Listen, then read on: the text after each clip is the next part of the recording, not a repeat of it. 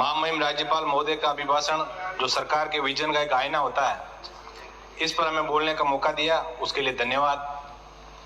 महामहिम राज्यपाल महोदय द्वारा 281 बिंदुओं के माध्यम से सरकार के कार्यकलापों को सदन में रखा। मेरे से पूर्व वक्ताओं ने पक्ष और विपक्ष अपना धर्म निभाते हुए इस अभिभाषण का विश्लेषण अपने अपने तरीके से किया और बाकी इसका सारा विश्लेषण जो है वो हमारे देवली उनियारा से आने वाले माननीय सदस्य ने जिस तरह से किया, मुझे ऐसा लग रहा है माननीय विधायक महोदय कि कहीं ना कहीं पूरा देश चाइना से आए हुए कोरोना की चपेट में थे, तो आप जरूर हो सकता है जिस कोरोना वेरिएंट की मुख्यमंत्री जी ने शोध किया उस कोरोना से कहीं 4 साल से पीड़ित रहे हो, तभी आपके अधिकतर काम नहीं हुए। मैं इस मुद्दे पर जाना नहीं चाहता। मैं यही निवेदन माननीय सभापति महोदय के माध्यम से करूंगा सरकार से कि चूंकि चुनावी साल है और प्रदेश की आमदन की अपेक्षा और ज्यादा बढ़ गई है, प्रदेश का किसान पिछले 4 साल से उम्मीद लिए बैठा है कि उसका ऋण माफ होगा, तो जब माननीय मुख्यमंत्री जी इसका उत्तर दें तब 1 से 10 की गिनती करके और समस्त किसानों का समस्त ऋण जो है वो माफ करने का आप जरूर तोहफा दें, क्योंकि इस बार बार बार अखबारों के अंदर आ रहा है कि ये जो बजट है ये किसानों और जवानों को समर्पित होगा। तो ऐसी मैं आशा रखता हूँ। महामहिम राज्यपाल महोदय ने अपने अभिभाषण के शुरुआत में महाराणा प्रताप से लेकर दुर्गादास, मीरा, पन्ना दाई, नानी बाई, अमृता देवी का जिक्र तो कर दिया, लेकिन इनको सरकारें कभी तो स्कूलों के कोर्स में शामिल करती है तो कभी हटा देती है। मैं आपके माध्यम से निवेदन करूंगा कि इन लोगों के जहाँ स्थल है वहाँ पैनोरमाओं के निर्माण किए जाए और जो भी पहले से जो पैनोरमा निर्माण किए हुए हैं उनकी सार संभाल सरकार करें, क्योंकि जो तेजाजी का जो पैनोरमा खरनाल के अंदर वो खुलने से पहले ही जर्जर होके और एक भी व्यक्ति को उनके इतिहास से रूबरू होने का मौका नहीं मिला। तो मैं आपके माध्यम से भी निवेदन करूंगा। मैं जो बिंदु संख्या 3 और 4 है जिसमें माननीय महामहिम राज्यपाल महोदय ने मारवाड़ी के नाम से प्रसिद्ध राजस्थानियों व राजस्थान दिवस का गुणगान तो आपने कर दिया, लेकिन इन मारवाड़ियों की अपनी जुबान राजस्थानी भाषा को मान्यता देने की कोई बात नहीं की। इस बार 30 मार्च को राज्य के निर्माण की हीरक जयंती वर्ष के मौके पर राजस्थानी भाषा को मान्यता प्रदान करावें तो राजस्थानियों के लिए गर्व भरा पल होगा। माननीय सभापति महोदय, प्रदेश को मॉडल स्टेट बनाने पे प्रदेश के विकास की बात की है तो मैं बता दूं कि नागौर जिला मुख्यालय पे 2 आरओबी का निर्माण कार्य चल रहा है, जो दिनांक 14/12/2018 को पूर्ण होना था, लेकिन आज तक पूरा नहीं हुआ। ऐसा मॉडल स्टेट होता है क्या कि कोई काम समय से 4 साल बाद भी पूरा नहीं हो। माननीय सभापति महोदय, संवेदनशील, पारदर्शी, जवाबदेह सुशासन की बात कही गई है, लेकिन सरकार के मंत्री अपराध के आरोपों के लपेटे में जिस प्रदेश में दिन दाड़े कोर्ट के सामने एसपी और कलेक्टर के आवास से मैं 100 मीटर दूर दिन दाड़े हत्या कर दी जाती है और बदमाश भाग जाते हैं, कौन से सुशासन की बात की गई है? ये समझ से परे है।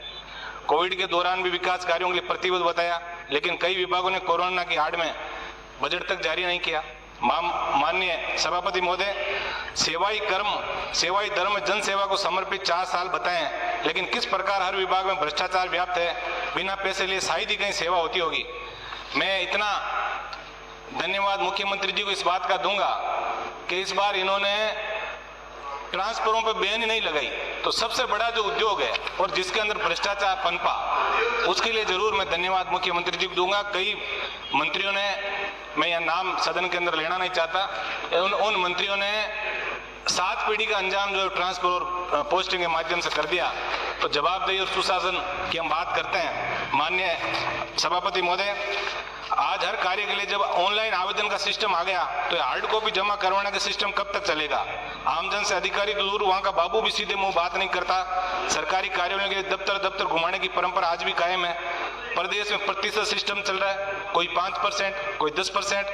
और ओबीसी प्रमाण पत्र की बात हमारे सांगानेर से आने वाले माननीय विधायक ने बहुत अच्छी बात की थी कि ओबीसी के सर्टिफिकेट का हर साल, हर 2 साल के अंदर जो रिन्यूअल है उसके अंदर बहुत पैसा ओबीसी का खर्च होता है। मैं आपके माध्यम से निवेदन करूंगा कि इस पर भी कोई अच्छी कार्य योजना बनेगी। एक बार उसकी जाति तो कोई बदलती नहीं है, तो ओबीसी का सर्टिफिकेट एक बार जारी हो जाता है तो सालों साल वही चलता रहे। माननीय सभापति महोदय, बिंदु संख्या 15 से 22 चिकित्सा के, आज चूंकि चिकित्सा मंत्री मौजूद नहीं है, मैं जब पिछली बार उनका भाषण सुन रहा था तो निश्चित शब्द उनके मैं बैठा बैठा नोट करा था, निश्चित शब्द उनके मुंह से 72 बार निश्चित शब्द उन्होंने कहा था कि निश्चित रूप से ऐसा होगा तो निश्चित रूप से हमारी स्थिति सुधरेगी। और ये मैं ये कह सकता हूँ, राइट टू हेल्थ बिल लाने की हमने तैयारी कर दी, तो निश्चित रूप से इस प्रदेश की चिकित्सा व्यवस्थाओं का बेड़ा गर्क भी होगा। ये भी निश्चित रूप से आप कहीं नोट कर लें इस चीज को, क्योंकि आज हालात ये 2013 के अंदर माननीय मुख्यमंत्री जी अशोक गहलोत जी ने 5 बेरी विधानसभा क्षेत्र के 5 सिद्धा के अंदर CSC की घोषणा की। आज तक वहां नहीं तो भवन बना और नहीं एक डॉक्टर के अलावा वहां नियुक्ति हुई। पिछले साल जो CSC और PSC की घोषणा हुई, नहीं उनके भवन बने, नहीं वहां स्टाफ लगाया, नहीं जो सब सेंटरों की बातें थी जिलों के अंदर। अभी मैं जिले का आंकड़े मैं अलग से आप कहोगे तो टेबल कर दूंगा।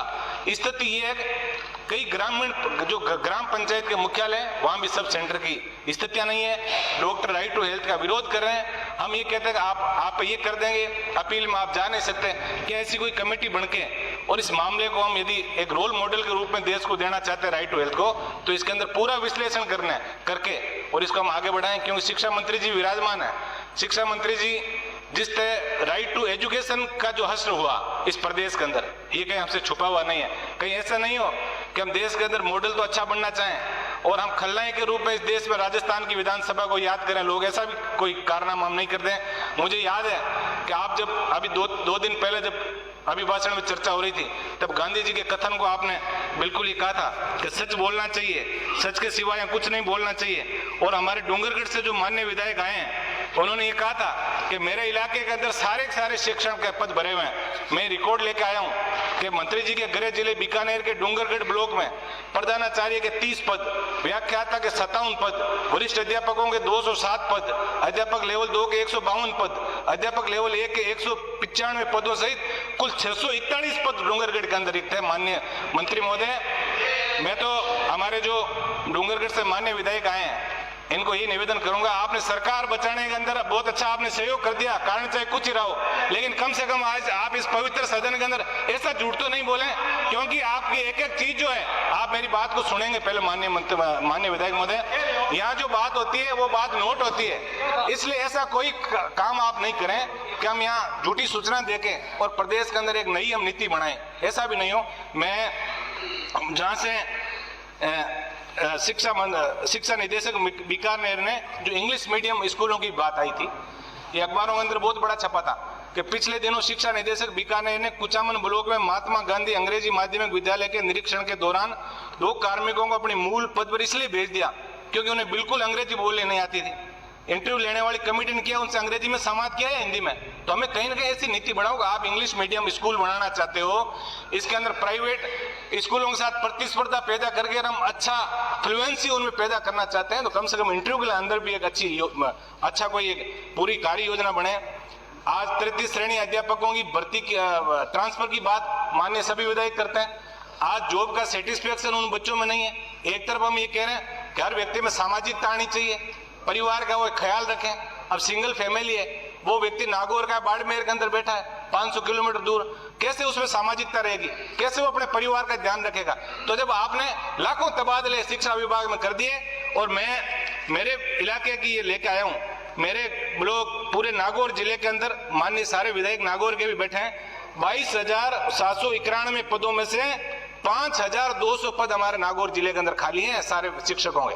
तो जब आपने इतने बड़े तबादले कर दिए तो 10-20 हजार तबादला आप 33 श्रेणी अध्यापकों के भी कर देते, उसके लिए कोई ठोस नीति बना लेते, उनकी कोई ज्यादा मजबूरी उन लोगों को करते।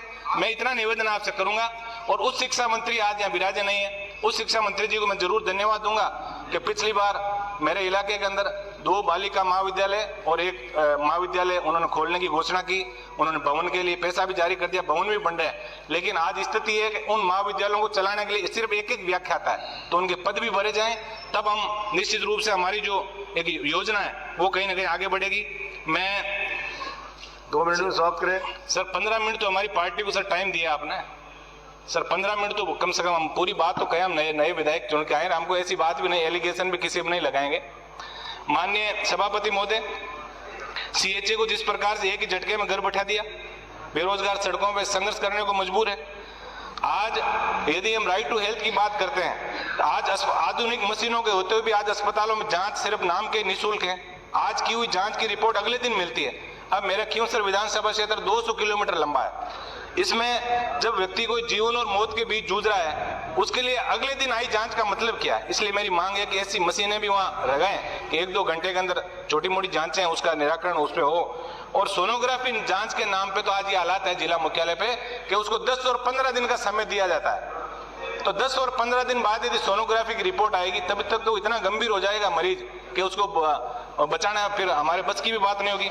मैं माननीय सभापति महोदय, बिंदु संख्या 37 जो है, आज भी सभी किसानों को ब्याज मुक्त ऋण नहीं दिया जा रहा है। सभी पात्र किसानों को अल्पकालीन ऋण देने की विशेष व्यवस्था की जाए। मैं सहकारिता मंत्री जी यहाँ विराजमान नहीं है, मैं सहकारिता आंदोलन से किसानों की किसान का भला यदि हम करना चाहते हैं तो सहकारी आंदोलन को हमें और मजबूत बनाना पड़ेगा। सहकारिता के अंदर इस बार हमने देखा एमएसपी की खरीद ढंग से नहीं हो पाई, किसानों को यूरिया और डीएपी नहीं मिल पाया।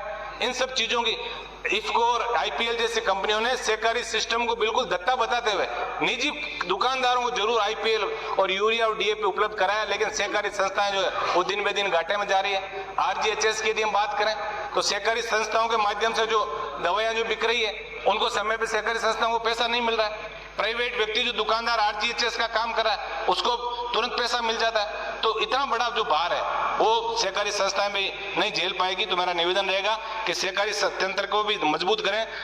इस बार चुनाव की आपने सहकारी तंत्र में शुरुआत कर दी, इसके लिए मैं आपको दिल से धन्यवाद देता हूं कि सहकारी तंत्र को मजबूत करने में आपने जो भी बीड़ा उठाया है। मैं माननीय अध्यक्ष महोदय, प्लीज हो गया।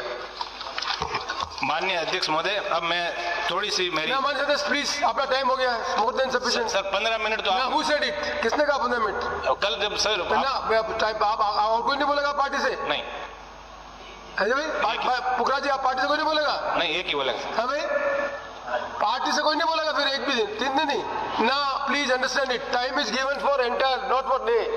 एक दिन सर 2 मिनट, प्लीज, सिर्फ 2 minute, you have to understand it sir. You want please 2 minute sir.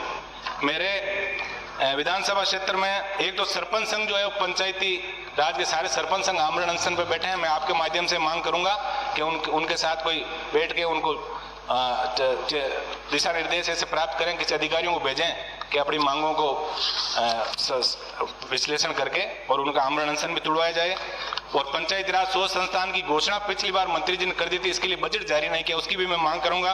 क्योंसर में ट्रॉमा सेंटर, शंकुवास में सीएससी, करनाल पिपलिया बहुमसर ग्वालों में पीएससी, 132 केवी शंकुवास के अंदर, और खजवाड़ा में महाविद्यालय, पांचोड़ी में शंकुवास उप तहसील।